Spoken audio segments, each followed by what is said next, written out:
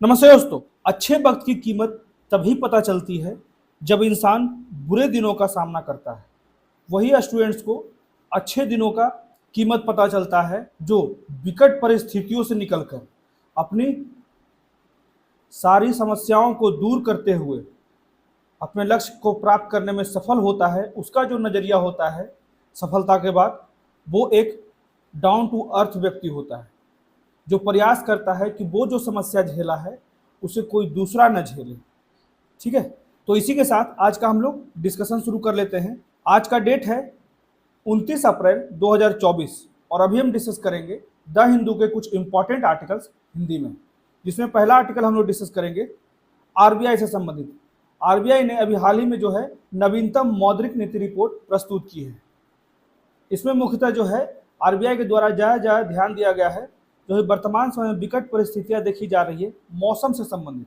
ठीक है, लगातार जो है हीट वेव्स की समस्याएं देखी जा रही है, जलवायु परिवर्तन के अनेक प्रतिकूल प्रभाव देखे जा रहे हैं। उससे संबंधित इस बार जो है आरबीआई के द्वारा एक नवीनतम मौद्रिक नीति रिपोर्ट प्रस्तुत की गई, जिसमें ज़्यादा से ज़्यादा ध्यान रखा गया है जलवायु का, मौसम का। जो मौसम या जलवायु से संबंधित प्रतिकूल प्रभाव पड़ रहा है उसको कैसे निपटने के लिए जो है आरबीआई के द्वारा नई नीतियां बनाई जा रही है। इसे मेनली आरबीआई के द्वारा कहा जा रहा है कि मौसम से न केवल जो है खाद्य मुद्रास्फीति प्रभावित हो रही है बल्कि अर्थव्यवस्था की स्थिरता भी प्रभावित हो रही है। उसके बाद इस आर्टिकल में राइटर के द्वारा न्यू किनेसियल मॉडल को प्रस्तुत किया गया है। तो हम लोग पढ़ लेंगे कि न्यू किनेसियल मॉडल होता क्या है, इसका पूर्णतः उल्लेख किया गया है, जिसमें कहा गया है कि जलवायु परिवर्तन परिदृश्य के मुकाबले जलवायु परिवर्तन के प्रति तथ्यात्मक व्यापक आर्थिक प्रभाव का अनुमान लगाने के लिए जो है ये न्यू किनेसियल मॉडल रखा गया है। तो इसको हम लोग विस्तार से पढ़ लेंगे। ठीक है, उसके बाद एक चीज़ और हम लोग पढ़ेंगे, हिस्टैरिसीस क्या होता है। इकोनॉमी के परिप्रेक्ष्य में अगर देखा जाए तो हिस्टैरिसीस होता क्या है, ये जो है कहीं ना कहीं बेरोजगारी से जुड़ी है। इसमें सिंपली कहा जाता है जब इन्फ्लेशन का हिस्टैरिसीस होता है, मतलब कि बेरोजगारी दर बहुत तेजी से बढ़ती है, तो उस देश की अर्थव्यवस्था का विकास जो है उसका जो बहुत तेजी से वृद्धि जो है वो प्रभावित हो जाता है, क्योंकि वहाँ पे उस देश में मुद्रास्फीति बढ़ जाती है, वहाँ महंगाई बढ़ जाती है। इसी कारण जो है उस देश का अर्थव्यवस्था का विकास प्रभावित हो जाता है। इस आर्टिकल में हर एक पॉइंट को अच्छे से हम लोग विस्तार से पढ़ेंगे। उसके बाद इस वीडियो के लास्ट में जो है 5 महत्वपूर्ण एमसीक्यू दिए गए हैं जो कि यूपीएससी के 2024 के पीटी के लिए बहुत ही ज़्यादा महत्वपूर्ण है, इसलिए इस वीडियो को लास्ट तक देखिएगा और मेरे वीडियो को लाइक कर दीजिए, शेयर कर दीजिए और मेरे चैनल को सब्सक्राइब कर दीजिए। और अगर समस्या दिखती है तो प्लीज़ फीडबैक करें, जिससे आने वाले वीडियो में उसे सुधार कर सकूँ। ठीक है, तो आइए देखते हैं दूसरा आर्टिकल जो है वाहन विमानन का क्या महत्व है। इस आर्टिकल में मुख्यतः जो है आईएनएस विक्रांत के बारे में पूर्णतः विस्तार से बताया गया है कि इसकी नींव कैसे रखी गई, इसको बनाने में कौन कौन से मटेरियल यूज हुए। ठीक है, क्योंकि ये जो है एक स्वदेशी रूप से डिजाइन और निर्मित किया गया है, जो सितंबर 2022 में चालू किया गया था। तो इसकी लंबाई क्या होती है, चौड़ाई क्या होती है, इसमें कितने लोग कार्य करते हैं, हर एक चीज़ को हम लोग विस्तार से पढ़ लेंगे। और ये जो आईएनएस विक्रांत बनाया गया है इसमें मुख्य भूमिका जो है DMR 249 स्टील की रही है। ठीक है, ये क्यों उपयोग किया गया है, हर एक एक्सपेक्ट को हम लोग इस आर्टिकल में विस्तार से पढ़ लेंगे। उसके बाद अगला आर्टिकल जो है कि भारत का लगातार जो है चीन से आयात बढ़ता जा रहा है। इस आर्टिकल में क्लियर कहा जा रहा है कि भारत का चीनी आयात बिल जो है पिछले 15 वर्षों में लगभग 2.3 गुना बढ़ गया है। इसमें मुख्यतः जो है इलेक्ट्रॉनिक हो गया, टेलीकॉम हो गया या इलेक्ट्रिकल प्रोडक्ट जो है लगभग 43.9% चाइना से इंपोर्ट किए जाते हैं। वही मशीनरी की अगर बात करें लगभग 39.7% जो है हम लोग चाइना से इंपोर्ट करते हैं। टेक्सटाइल और क्लॉथिंग जो है लगभग 38.2% जो है हम लोग चाइना से इंपोर्ट करते हैं। वहीं केमिकल्स और फार्मास्यूटिकल्स की बात करें तो 26.8% जो है हम लोग चाइना से इंपोर्ट करते हैं। ऑटोमोबाइल्स जो है लगभग 26% चाइना से इंपोर्ट करते हैं। तो इसी के लिए जो है अभी रिपोर्ट आया है GTRI का रिपोर्ट, मतलब कि ग्लोबल ट्रेड रिसर्च इनिशिएटिव का रिपोर्ट में ये सारी बातें कही गई कि लगभग पिछले 15 वर्षों में भारत का आयात जो है चाइना के साथ 2.3 गुना बढ़ गया है। तो इसमें इस आर्टिकल में हर एक चीज़ को हम लोग विस्तार से पढ़ लेंगे। तो आइए शुरू करते हैं आज का डिस्कशन, जिसमें हमारा पहला आर्टिकल है आरबीआई से संबंधित। आरबीआई ने अभी हाल ही में जो है अपना लेटेस्ट मॉनेटरी पॉलिसी रिपोर्ट प्रस्तुत किया है। इसमें जो है ज़्यादा से ज़्यादा ध्यान किया गया है एक्सट्रीम वेदर कंडीशन, ठीक है, जलवायु से संबंधित।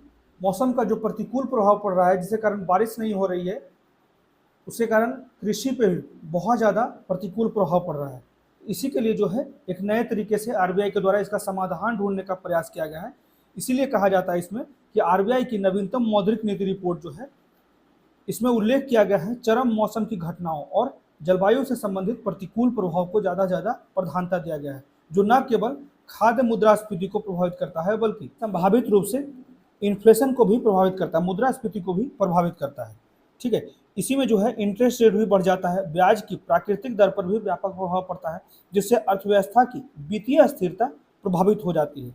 प्राकृतिक या तटस्थ ब्याज दर जो है वो केंद्रीय बैंक की मौद्रिक नीति को संदर्भित करता है, जो उसे मुद्रास्फीति पर नियंत्रण रखने हेतु अधिकतम आर्थिक उत्पादन बनाए रखने की अनुमति देता है।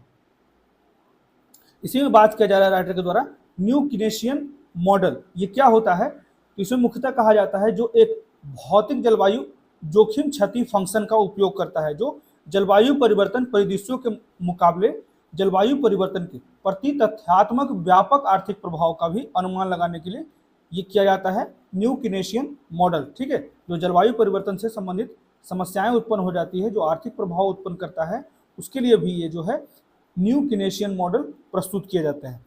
तो इस रिपोर्ट में लेखक के द्वारा चेतावनी दी जाती है और उसमें कहा जाता है कि किसी भी जलवायु समन नीति के अभाव में 2050 तक दीर्घकालिक आर्थिक उत्पादन लगभग 9% कम हो सकता है। ठीक है, यदि मुद्रास्फीति हिस्टेरिसिस क्या होता है, तो यहाँ पे मैं लास्ट में लिख दिया हूँ, हिस्टेरिसिस मेनली जो है वो अनएम्प्लॉयमेंट से संबंधित है। ठीक है, बेरोजगारी से। तो हिस्टेरिसिस जो होता है इस संभावना को संदर्भित करता है कि उच्च बेरोजगारी की अवधि बेरोजगारी की दर को बढ़ाती है, जिसके नीचे मुद्रास्फीति तेजी से होती है। ठीक है, अगर बेरोजगारी बढ़ती है तो मार्केट में जो है महंगाई और तेजी से बढ़ जाती है। तो इसी में कहा जाता है कि अगर मुद्रास्फीति हिस्टेरिसिस मजबूत होती है, इससे मुद्रास्फीति की उम्मीदें कम हो जाती है और केंद्रीय बैंक की विश्वसनीयता कम होने से मुद्रास्फीति पर अंकुश लगाने के लिए उच्च ब्याज दरों की आवश्यकता होती है, जिससे अधिक उत्पादन हानि होगी। ठीक है, इसलिए जो है हिस्टेरिसिस को याद रखिएगा, हिस्टेरिसिस बहुत अच्छा पॉइंट है।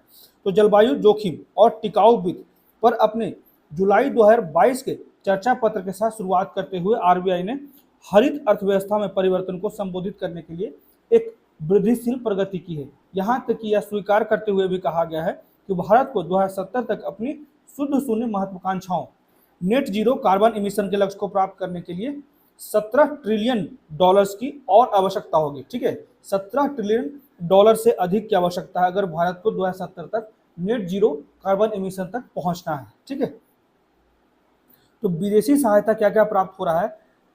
तो जैसे जितने भी विकसित देश है, चाहे वो यूरोपीय सेंट्रल बैंक हो, उसने संपूर्ण यूरो जोन की आर्थिक मूल्य श्रृंखला के लिए हरित वर्गीकरण तैयार करने में सहायता की है और हरित वर्गीकरण किसी भी आर्थिक गतिविधि की स्थिरता की साख और संभावित रैंकिंग का आकलन करने के लिए एक रूपरेखा है। आरबीआई और वित्त मंत्रालय विकासशील दुनिया, विशेष रूप से आसियान क्षेत्र से भी प्रेरणा ले सकता है। ठीक है, एक तो वेस्टर्न कंट्रीज से और आसियान से भी कि किस तरह से ग्रीन इकोनॉमी की ओर हर एक देश अपनी इकोनॉमी को रूपांतरित कर रहा है, जहां एक जीवित दस्तावेज के रूप में ग्रीन इकोनॉमी को बढ़ावा देने के लिए क्षेत्रीय विचारों के साथ अद्यतन होता रहता है। ठीक है, इसलिए कहा जाता है कि आसियान जैसे देशों से भी सीखने की आवश्यकता है आरबीआई को।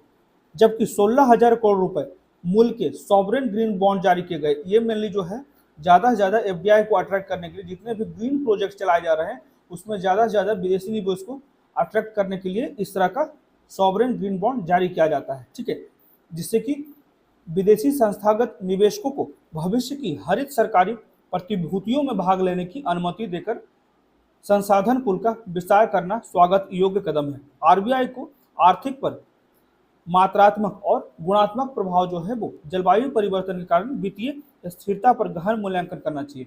इसे एक स्तरीय हरित वर्गीकरण को आबाद करने के लिए प्रशासनिक परामर्श को प्रोत्साहित करना चाहिए, जो भारत के खंडित विकासात्मक प्रक्षेप पथों को प्रतिबिंबित करता है। जैसे जैसे अर्थव्यवस्था सस्टेनेबल होती जाएगी, ठीक है, भविष्य की ओर बेहतर सोचती जाएगी, वैसे वैसे वित्तीय प्रणाली में संक्रमणकालीन जोखिम को कम करने का प्रयास होना चाहिए। ठीक है, ये था पूरा का पूरा आर्टिकल, जिसमें मेनली कहा गया था कि आरबीआई के द्वारा किस तरह से टैकल किया जाएगा खासकर जो क्लाइमेट से संबंधित समस्याएं आ रहे हैं, मौसम की अनियमितता से लगातार समस्याएं उत्पन्न हो रही, जिससे हमारे देश की इकोनॉमी की स्थिरता जो है, अर्थव्यवस्था की स्थिरता जो है वो प्रभावित हो रही है। इसके लिए जो है नई नीतियां बनाने का प्रयास किया जा रहा है आरबीआई के द्वारा। ज़्यादा से ज़्यादा सॉवरेन ग्रीन बॉन्ड के थ्रू एफडीआई को आकर्षित करने का प्रयास किया जा रहा है, जिससे कि हम लोग सही तरीके से जितने भी ग्रीन प्रोजेक्ट को भारत में डेवलप कर रहे हैं उसको और बेहतर तरीके से क्रियान्वित करने में आसानी हो सके। ठीक है, अब बढ़ते हैं अगले आर्टिकल की तरफ। इसमें कहा जाता है the significance of career aviation, मतलब कि वाहक विमानन का महत्व क्या है। इसमें मेनली जो है इस आर्टिकल में आईएनएस विक्रांत की बात की गई है। पूरा का पूरा आर्टिकल में जो है आईएनएस विक्रांत के विशेषताओं को बताया गया है, क्योंकि भारत के द्वारा ये जो है पहला स्वदेशी रूप से डिजाइन और निर्मित किया गया है। ठीक है, इसके बारे में हम लोग विस्तार से पढ़ लेते हैं कि 5 मार्च को भारतीय नौसेना के दोनों विमान वाहक पोत आईएनएस विक्रमादित्य और आईएनएस विक्रांत ने मिग 29 के लड़ाकू विमानों के साथ जुड़वा वाहक संचालन का प्रदर्शन किया। इसी कहा जाता है शोकेस्ड ट्विन करियर ऑपरेशन। ठीक है, जिसमें दोनों से एक साथ उड़ान भरी और क्रॉस डेक पर लैंडिंग की गई। ठीक है, इसके बारे में विस्तार से देख लेते हैं कि आईएनएस विक्रांत होता क्या है। तो आईएनएस विक्रांत को स्वदेशी रूप से डिजाइन किया गया है और निर्मित किया गया है। इसे जो है सितंबर 2022 में ही शुरू कर दिया गया था। तो वाहक एक तैरता हुआ शहर की तरह एक बहुत ही लंबे आकार का है। ठीक है, तो स्वदेशी विमान वाहक जिसे बाद में शुरुआत में जो है आईएनएस विक्रांत का नाम रखा गया था IAC-1, जिसे बाद में जो है विक्रांत नाम दिया गया, पर डिजाइन का काम जो है 1999 में शुरू हुआ। हालांकि 2005 और 6 संभवतः वाहक और भारत के युद्ध जहाज निर्माण के लिए सबसे महत्वपूर्ण वर्ष थे। इसमें जो है आईएनएस विक्रांत में DMR 249 स्टील का उपयोग हुआ, इसे ध्यान रखिएगा। तो महत्वपूर्ण निर्णय जो है वो युद्धपोत ग्रेट स्टील पर था, जो तब तक रूस से खरीदा जाता था। तो बहुत विचार मंथन के बाद यह निर्णय लिया गया कि इसे भारतीय इस्पात प्राधिकरण और DRDO और भारतीय नौसेना के बीच एक सहयोगात्मक प्रयास के तहत भारत में विकसित और उत्पादित किया जाएगा। तो DMR 249 स्टील के विकास का निर्णय एक व्यावसायिक निर्माण था और उसके बाद अब DMR 249 स्टील का उपयोग देश के सभी युद्धपोतों के निर्माण के लिए किया जा रहा है। ठीक है, ये ध्यान रखिएगा, DMR 249 स्टील। तो विक्रांत की आधारशिला अंततः 2009 में रखी गई और 2013 में पानी में लॉन्च किया गया और इसके अंतिम रूप से चालू होने से पहले अगस्त 2021 और जुलाई 2022 के बीच व्यापक उपयोगकर्ता स्वीकृति परीक्षण से गुजरा। ठीक है, अब इसकी रचना कैसे हुई। तो देरी के बावजूद विक्रांत एक इंजीनियरिंग चमत्कार है। इसका कुल क्षेत्रफल लगभग जो है 12,450 वर्ग मीटर से भी अधिक है, लगभग 2.5 हॉकी मैदानों के बराबर है। ठीक है, जिसकी लंबाई और चौड़ाई की बात करें तो 262 मीटर लंबा है आईएनएस विक्रांत और 62 मीटर चौड़ा है। यह जहाज 4 जनरल इलेक्ट्रिक LM-2500 इंजनों द्वारा संचालित है, जो 88 मेगावाट बिजली पैदा करता है, जो इससे 28 नॉट की अधिकतम गति लगभग 51.8 किलोमीटर पर आवर, ठीक है, की अधिकतम गति होती है और 7500 समुद्री मील की सहन शक्ति प्रदान करता है। जहाज में लगभग 1600 लोगों के चालक दल के लगभग 2200 डब्बे होते हैं, जिसमें महिला अधिकारियों और नाविकों को समायोजित करने के लिए विशेष केबिन भी शामिल होता है। यह देखते हुए कि विनिर्माण गतिविधियों में जहाज निर्माण में 6.48 के उच्चतम रोजगार गुणांक है। आर्थिक सर्वेक्षण 2022-23 में कहा गया था कि अकेले विक्रांत में लगभग 500 MSME सहायक उद्योगों के 12,000 अधिकारियों और 2,000 CSL कर्मचारियों को शामिल किया गया है। ठीक है, इतना ज़्यादा अधिकारी जो है आईएनएस विक्रांत में शामिल हुए हैं। तो क्षमताएं क्या क्या है। तो विक्रांत जो है वो स्वदेशी एडवांस्ड लाइटर हेलीकॉप्टर और लाइट कॉम्पैक्ट एयरक्राफ्ट के अलावा मिग 29 के fighter jet, Kamov 31 MH-60R multi role helicopter वाले 30 विमानों का एक एयर विंग संचालित कर सकता है।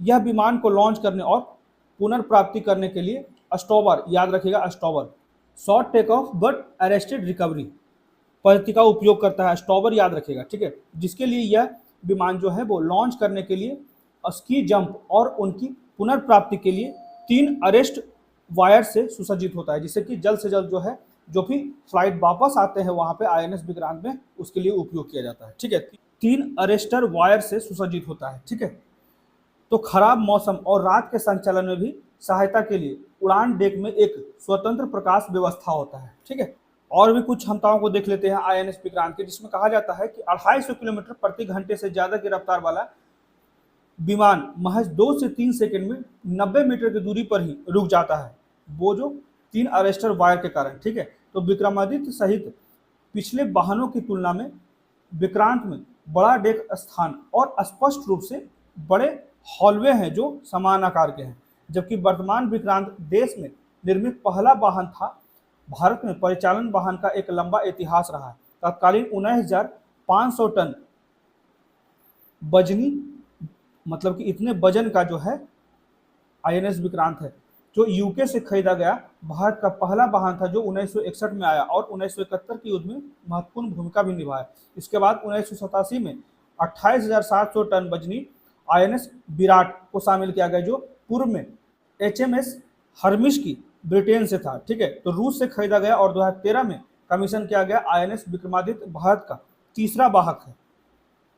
इसी में राइटर के द्वारा वे फॉरवर्ड में क्या कहा जाता है कि एक विमान वाहक पोत समुद्र से संचालन की कमान, नियंत्रण और समन्वय करने और तट पर, समुद्र के ऊपर या हवा में लड़ाकू शक्ति प्रोजेक्ट के लिए मौलिक है। इसी में कहा जाता है कि हिंद महासागर क्षेत्र में समुद्री सुरक्षा की नाजुक स्थिति और सबसे बड़ी निवासी नौसैनिक कद के लिए एक, मतलब कि इस तरह का जो आईएनएस विक्रांत की मजबूती जो देखी जा रही है भारत के डिफेंस सिस्टम में, जो कहीं ना कहीं वैश्विक स्तर पे भारत की स्थिति को और ज़्यादा मजबूत करेगा। ठीक है, यही बात कहा जा रहा है कि एक मजबूत नौसेना की आवश्यकता थी, क्योंकि लगातार जो है हमारे पड़ोसी देशों के साथ हो या फिर वैश्विक स्तर पे अनेक संघर्ष देखे जा रहे हैं पड़ोसियों के, जैसे चाइना हो गया, पाकिस्तान हो गया, उससे लगातार संबंध खराब होते जा रहे हैं भारत को। तो इसलिए जो है भारत अपना रक्षा के क्षेत्र में लगातार जो है मजबूत करने का प्रयास कर रहा है, इसलिए जो ये महत्वपूर्ण कदम है। तो वर्तमान वैश्विक प्रक्षेप वक्र से पता चलता है कि मिसाइलों और ड्रोनों को लक्षित करने वाले बढ़ते वाहक के बावजूद निकट भविष्य में वाहक विमान के दिन उज्जवल प्रतीत होते हैं। ठीक है, ये था पूरा का पूरा आर्टिकल जिसमें हम लोगों ने आईएनएस विक्रांत के बारे में बात की। ठीक है, ध्यान रखिएगा उसकी लंबाई चौड़ाई से लेकर इसकी क्षमताओं के बारे में, क्योंकि ये सारी चीज़ें जो है यूपीएससी में कभी कभी पूछा जाता है। अब बढ़ते हैं अगले आर्टिकल की तरफ। इसमें कहा जाता है India Chinese import bill up 2.3 times in 15 years, मतलब कि भारत का चीनी आयात बिल जो है वो पिछले 15 वर्षों में लगभग 2.3 गुना बढ़ गया है। जैसे देख सकते हैं इसमें क्या क्या चीज़ें दी गई है अभी करंट टेबल में, जैसे इलेक्ट्रॉनिक, टेलीकॉम, इलेक्ट्रिक प्रोडक्ट्स जो लगभग 43.9% बढ़ गया। सबसे ज़्यादा जो है इलेक्ट्रॉनिक सामान हम लोग चाइना से ही इंपोर्ट करते हैं। उसके बाद मशीनरी जो है लगभग 39.7% हम लोग चाइना से इंपोर्ट करते हैं। टेक्सटाइल और क्लॉथिंग में जो है लगभग 38.2% जो है हम लोग चाइना से इंपोर्ट करते हैं। वहीं केमिकल्स एंड फार्मास्यूटिकल्स जो है वो लगभग 26.8% चाइना से इंपोर्ट करते हैं। ऑटोमोबाइल्स की बात करें तो लगभग 26% हम लोग चाइना से इंपोर्ट करते हैं।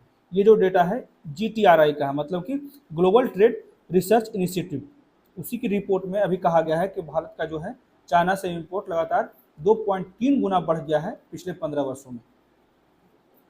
तो ग्लोबल ट्रेड रिसर्च इनिशिएटिव की एक रिपोर्ट में कहा गया है कि चीन से भारत का आयात 2018-19 में लगभग $70 बिलियन से बढ़कर 2023-24 में $101 बिलियन को पार कर गया, और भारत के औद्योगिक सामान आयात में देश की हिस्सेदारी पिछले 15 वर्षों में 21% से बढ़कर 30% हो गई। ये जो है GTRI ने जो रिपोर्ट दिया गया है, माना कि आने वाले वर्षों में चीनी आयात तेजी से और बढ़ सकता है। तो GTRI के अध्ययन में कहा गया है कि चीन से माल आयात 15 वर्षों में भारत के कुल आयात की तुलना में 2.3 गुना तेजी से बढ़ा है, जिसमें कहा गया है कि चीन मशीनरी, रसायन, फार्मास्यूटिकल्स और कपड़ा सहित 8 प्रमुख औद्योगिक क्षेत्रों में शीर्ष आपूर्ति करता है, जो आम धारणा को झुठलाता है कि लगातार जो कहा जा रहा है कि हम लोग दूसरे देशों से निर्भरता कम कर रहे हैं, इंपोर्ट कम कर रहे हैं, लेकिन अभी जो GTRI का रिपोर्ट आया उसमें लगातार जो है हमारा इंपोर्ट चाइना के साथ लगभग 2.3 गुना बढ़ गया है। तो केवल इलेक्ट्रॉनिक क्षेत्र में चीनी आयात अधिक है ऐसा नहीं है। अभी वर्तमान की रिपोर्ट में, GTRI की रिपोर्ट में पाया गया है कि हम लोग बहुत सारी जो इम्पोर्टेंट वस्तुएं हैं वो चाइना से इंपोर्ट करते हैं। इसी कारण तो है हमारा इंपोर्ट जो है लगभग 2.5 गुना बढ़ गया है चीन से। इसी में व्यापार घाटे की चिंता जो प्रमुख है भारत के लिए, तो थिंक टैंक ने चीन से भारत के बढ़ते औद्योगिक आयात का विश्लेषण करते हुए अपनी रिपोर्ट में कहा है कि चीन के साथ बढ़ता व्यापार घाटा चिंता का कारण है। इसमें कहा गया है कि 2018-19 और 2023-24 के बीच चीन को भारत का निर्यात लगभग $16 बिलियन सालाना स्थिर रहा है, जबकि आयात में वृद्धि हुई है, जिसके परिणाम स्वरूप 6 वर्षों में संचयी व्यापार घाटा जो है लगभग पिछले 6 वर्षों में चाइना के साथ $387 बिलियन से भी अधिक रहा है व्यापार घाटा भारत का।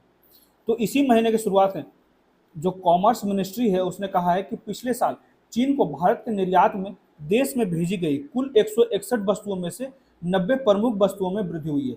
इन 90 वस्तुओं का चीन को भारत के निर्यात बास्केट में लगभग 67% हिस्सा, लगभग 67% जो है इन्हीं 90 वस्तुओं को भारत के द्वारा आयात किया जाता है। इसमें लौह अयस्क, दूरसंचार उपकरण और इलेक्ट्रॉनिक घटक शामिल हैं। ठीक है, तो 2023-24 में भारत का सामान चीन से कितना आया? 2023-24 में भारत का कुल सामान आयात जो है लगभग $677.2 बिलियन था, जिसमें से 15% या फिर $101.8 बिलियन का सामान चीन से आया था। इसमें से $100 बिलियन का आयात प्रमुख औद्योगिक उत्पाद श्रेणी में था, जो ऐसे आयात का 30% था, और कुछ उत्पादों के लिए हिस्सेदारी जो है वो लगभग 70% से भी अधिक थी। तो 15 साल पहले इन्हीं वस्तुओं के आयात में चीन की हिस्सेदारी लगभग 21% थी। तो GTRI ने अभी 2023-24 के पिछले 10 महीनों के रुझानों का हवाला देते हुए विभिन्न क्षेत्रों में चीन से आयात पर महत्वपूर्ण निर्भरता का उल्लेख किया है, और इस अवधि में भारत का लगभग 42% कपड़ा आयात और 40% मशीनरी आयात चीन से हुआ है, जबकि इलेक्ट्रॉनिक, दूरसंचार और इलेक्ट्रिकल उत्पादों के लिए यह संख्या 38.4% थी। ठीक है, अब बात कर लेते हैं रसायनों और फार्मास्यूटिकल्स का, कितना ज़्यादा वस्तुओं का हम लोग आयात किए हैं चाइना से। तो चीन ने भारत में रसायनों और फार्मास्यूटिकल्स के आयात में लगभग 29.2%, प्लास्टिक उत्पाद आयात में लगभग 25.8% और ऑटोमोबाइल क्षेत्र के इनबाउंड शिपमेंट में लगभग 23.3% का योगदान दिया।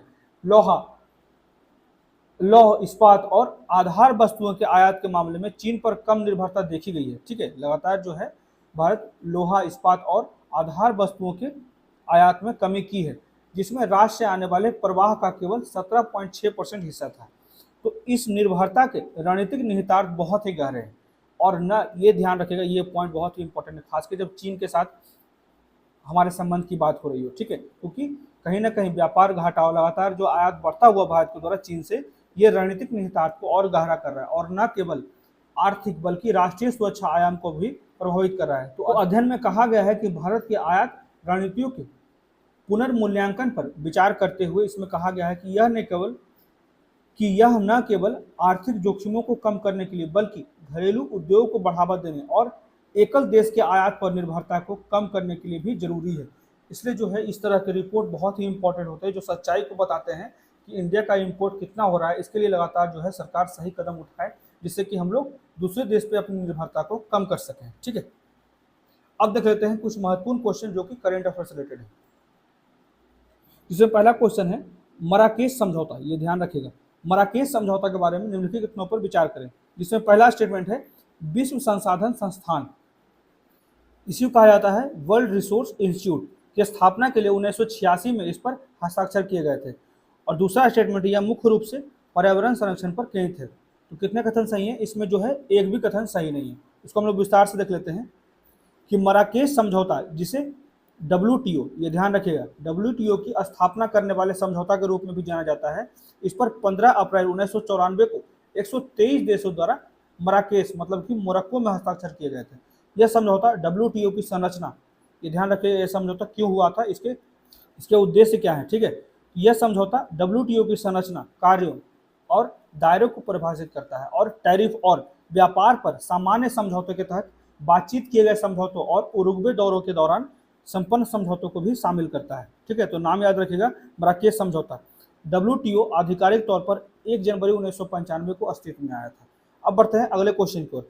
तो global report on food crisis किसके द्वारा प्रकाशित किया जाता है? ऑप्शन डी, खाद्य सुरक्षा सूचना network, food security information network के द्वारा जो है global report on food crisis publish किया जाता है। ठीक है, इसमें क्लियरली कहा गया है GRFC मतलब कि global report on food crisis, जो कि फूड सिक्योरिटी इंफॉर्मेशन नेटवर्क द्वारा पब्लिश किया गया है। तो 2023 की रिपोर्ट में पाया गया है कि लगभग 282 मिलियन पर्सन जो हैं वो अभी भी हंगर के शिकार हैं, भुखमरी के शिकार हैं, जहां लगभग 59 कंट्रीज के ये लोग हैं, तो ध्यान रखिएगा, ठीक है।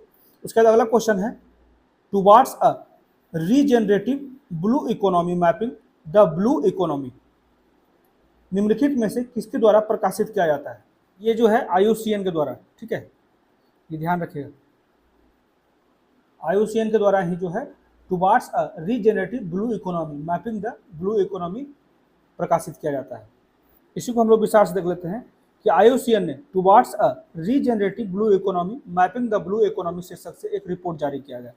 इस रिपोर्ट पर एक पुनर्योजी नीली अर्थव्यवस्था मतलब कि ब्लू इकोनॉमी की अवधारणा को रेखांकित करती है, जो टिकाऊ आर्थिक गतिविधियों और निष्पक्ष समृद्धि का समर्थन करते हुए समुद्री पारिस्थितिकी तंत्र के प्रभावी पुनर्जनन और संरक्षण को प्राथमिकता देती है, ठीक है। ये जो है समुद्री पारिस्थितिकी तंत्र को संरक्षण का प्राथमिकता देता है, ये ध्यान रखिएगा, ठीक है। तो IUCN की nature 30, great blue wall initiative, clean seas campaign और मोरोनी डिक्लेरेशन और कैप टाउन मैनिफेस्टो जैसी वैश्विक पहल जो है ये रीजेनरेटिव ब्लू इकोनॉमी को बढ़ावा देने के लिए एक प्रमुख प्रयास है। उसके बाद अगला क्वेश्चन है, निम्नलिखित घटनाओं पर विचार करें। तो ध्यान रखिएगा, ये जो है सेशल्स अफ्रीकन स्मॉलेस्ट कंट्री है, जहाँ पे लगभग 155 आइलैंड है और ये जो है हिंद महासागर में सिचुएटेड है। ये बहुत ही महत्वपूर्ण है क्योंकि यहाँ पे बहुत ही महत्वपूर्ण बीचेज हैं, सेशल्स बोर्ड्स हैं, कोरल रीफ्स हैं, नेचुरल रिजर्व्स हैं, ठीक है, यूनिक वाइल्ड लाइफ है, इसलिए जो है ये आइलैंड बहुत ही ज़्यादा महत्व रखता है। तो ये थे आज के द हिंदू के कुछ इंपॉर्टेंट आर्टिकल्स और कुछ महत्वपूर्ण क्वेश्चन जो कि करंट अफेयर से रिलेटेड थे। तो कैसा लगा आज का डिस्कशन, प्लीज़ मुझे कमेंट करके बताएं और मेरे वीडियो को ज़्यादा से ज़्यादा लाइक करें, शेयर करें और मेरे चैनल को